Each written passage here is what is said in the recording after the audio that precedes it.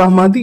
നിതിൻ വന്ന് യദുവിനെ പിടിച്ചു മാറ്റിക്കൊണ്ട് പറഞ്ഞു, വിടടാ ആ അഹങ്കാരി എന്ന് ഞാൻ തന്റെ വീട്ടിൽ പോയി വിളിക്കട അഹങ്കാരി എന്ന്. പിശാച് മോറ, എന്റെ പൊന്നു ശിവ ഒന്ന് വന്നേ. ഒരു കണക്കിന് രണ്ടെണ്ണത്തിനെയും വിളിച്ച് നിതിനും സൃഷ്ടിയും അവിടെ നിന്നും പോയി. പോകുന്ന വഴിക്ക്, ഏതാടാ അവള് അഹങ്കാരി, ദേ ഇനി മേലാൽ ഇമ്മാതിരി പണിക്ക് എന്നെ വിളിച്ചോണ്ട് വരുന്നൊക്കെയരുത്. എടാ അവളൊരു പുരുഷ വിരോധിയ, നീ അവക്ക് പിടിക്കാത്തത് എന്തെങ്കിലും പറഞ്ഞു കാണും. ഓഹോ പുരുഷ വിരോധിയാണല്ലേ, ശരിയാക്കി തരാം. അവൻ ആരാന്ന് അവന്റെ വിചാരം? അവനെന്താ പെൺപിള്ളേരെ നന്നാക്കാൻ നടക്കുക? ഏതാടി അവൻ? ഏത്? അത് നിതിനേട്ടന്റെ അനിയനാ. ആളൊരു സ്ത്രീ വിരോധിയാ. ഓഹോ വെറുതെ അല്ല.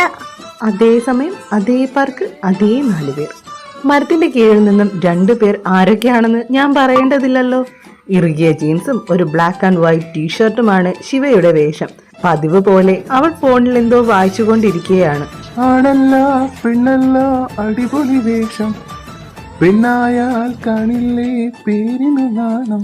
യദുവിന്റെ പാട്ട് കേട്ടതും ശിവ സ്വയമേ നോക്കി. ശേഷം അവനെയും ഒന്ന് നോക്കി. താനിത് എന്നെ ഉദ്ദേശിച്ചല്ലേ പാടിയത്? അതേടി നിന്നെ ഉദ്ദേശിച്ച് തന്നെ പാടിയത്. പെണ്ണായാലേ പെണ്ണിനെ പോലെ നടക്കണം.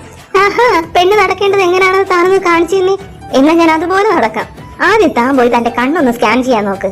എന്റെ കണ്ണല്ലടി നിന്റെയാ നോക്കേണ്ടത്. നിതിനും സൃഷ്ടിയും പരസ്പരം ഒന്ന് നോക്കി. എന്റെ പൊന്നെ ഇവളെ ഞാൻ. നീ വാ. പാവം, പതിവ് പോലെ ഇങ്ങനാണേല് ആ ഇണക്കുരുവികൾക്ക് മാറി നിന്ന് സംസാരിക്കാനേ പറ്റിയില്ല. അവൻ അവളെയും വലിച്ചോണ്ട് അവരുടെ അടുത്തേക്ക് പോയി.